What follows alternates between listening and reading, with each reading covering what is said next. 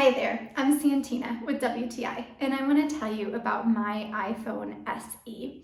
I think personally my favorite thing about this phone is that you can get that great iOS experience, but without breaking the bank.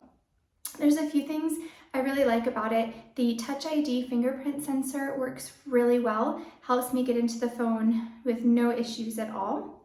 Also, it has a pretty decent camera. You've got all of your main regular features, your portrait mode, pano, video, and in video you even have the option of filming in 4K, so that's a great feature for this little phone. Also, the size of the phone is great.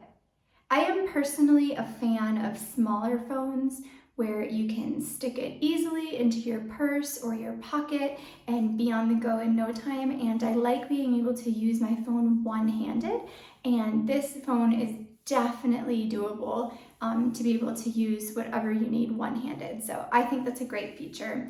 Overall, I've been very happy with this phone and I hope you will be too, and that's my point of view.